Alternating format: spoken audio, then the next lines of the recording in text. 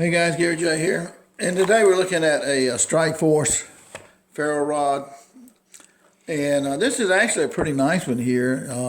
I bought it at Walmart a long time ago, seems like, but it's a nice plastic case. It's orange, so it's easy to see. It's hard to lose that way, and the rod here is about 2 5/8 of an inch long. And the rod is about, and the rod on it is about 3/8 of an inch wide, which is almost a 1/2 inch wide. And it has a striker right here too to go with it. And the striker right here has got the 90-degree angle to it that you need in order to scrape across the ferro rod. And on the back right here, maybe you can read that, you can freeze that. And right here, you can see maybe the 2 little pads here. These do not work that well to me. And shows putting out sparks right here. Lifetime limited warranty.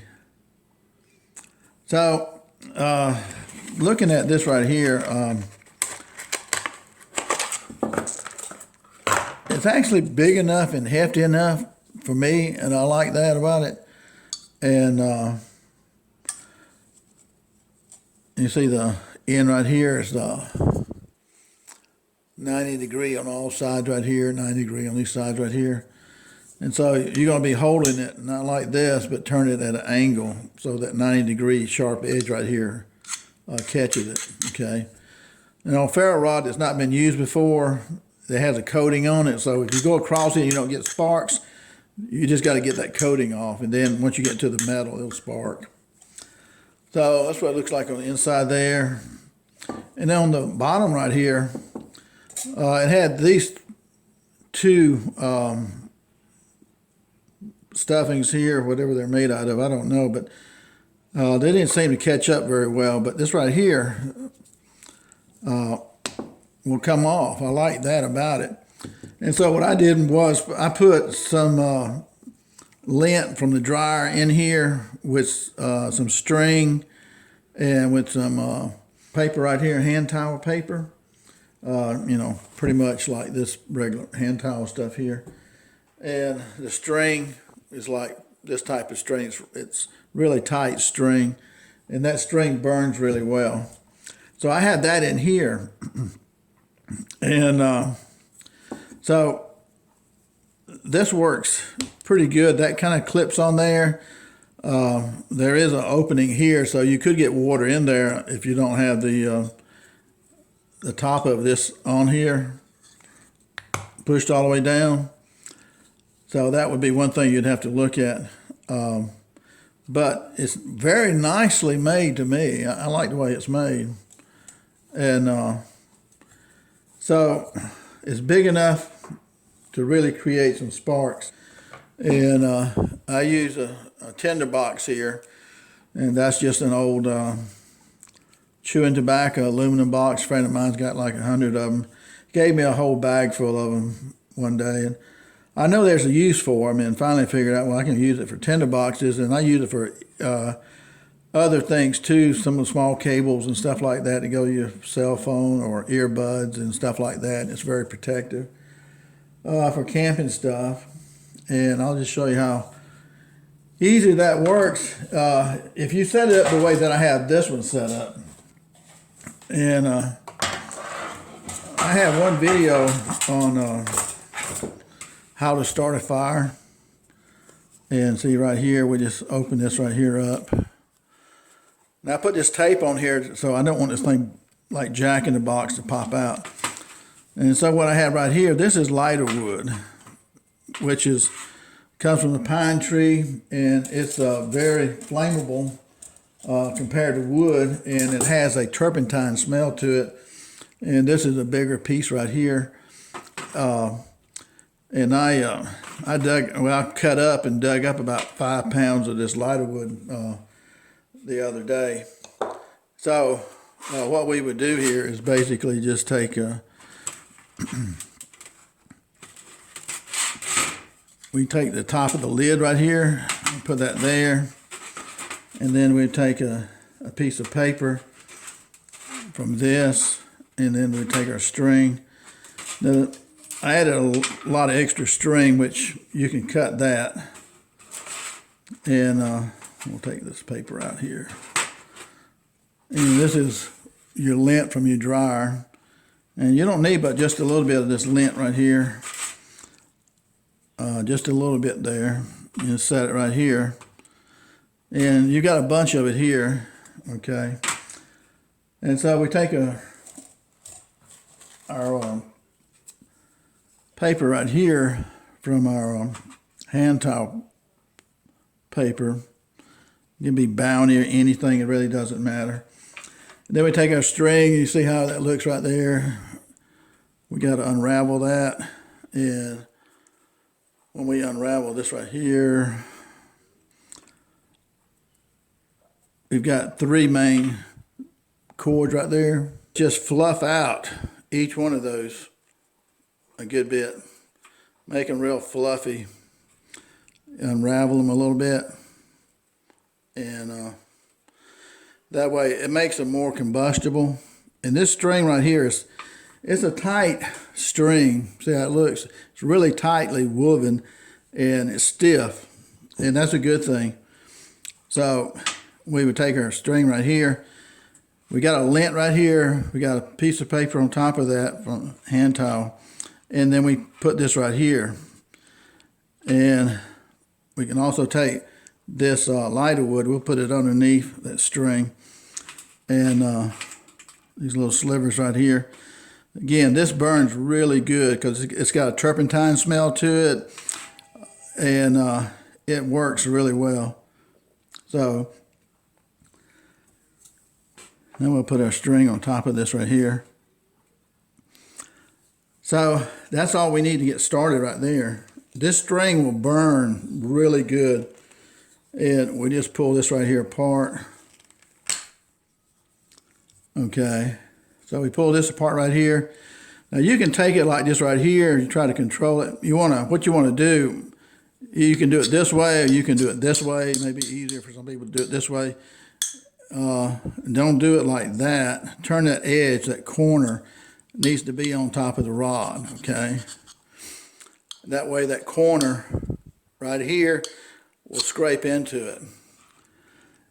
Okay, so aim your rod toward your lint right here. So aim it toward the lint and hold this right here really tight right here with your hand. And what you're going to do is keep this hand stationary and put your ferro rod here, aiming it at the lint right there, and pull this back. This arm stays just like this, and this one is being pulled back like that. Okay, that way you can control it. If you're doing like this, you're throwing sparks all over here. This way you can kind of control it, okay?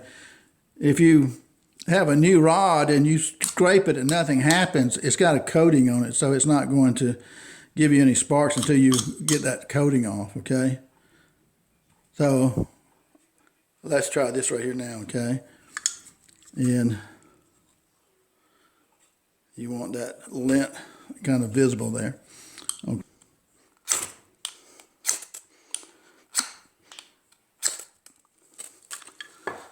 Okay, we can put our string in here and see how our string burns right here. And then we'll take our big piece of lighter wood right here and we can light that.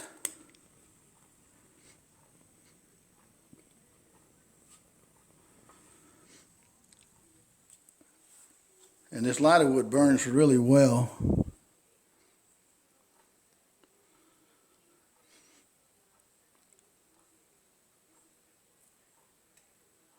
So what you're going to do is like you want to hold your lighter wood at this angle.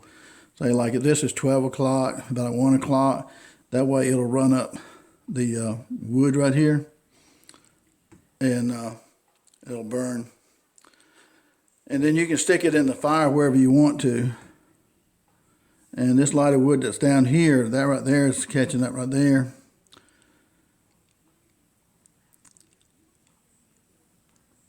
So where you have your firewood at, you should have like 3 pieces of lighter wood similar to this right here, making a TP. And so you just stick this down there where that lighter wood is, at the base of that lighter wood, and set that lighter wood on fire. Okay? So that's what you would do with that. Now you see this string right here? I'll take the string right here. If you got your lighter wood in the center of your firewood that you're making a fire with, you have like 3 of these right here, and I'm making like a little TP with them. You can take your string and put it down at the bottom, close to the bottom of the lighter wood, where it's standing up at, and set that lighter wood on fire with your string, because it's a stiff string that I'm using right here. And so that way it gets your lighter wood going, and you can stick it anywhere within your fire with this string right here. So that helps facilitate your fire. But look how well that string burns. I mean, it burns like a fuse. And lighter wood burns so well.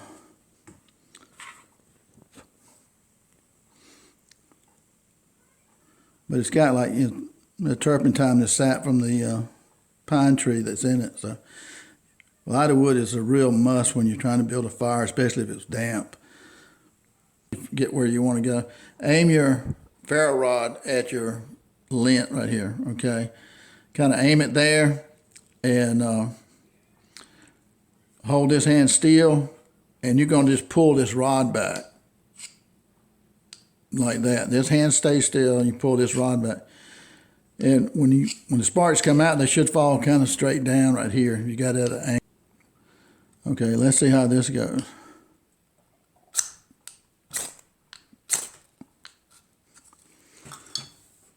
Okay. So we see this is catching up right here. Look at our string, how well that's burning right there. And we take our wood right here, and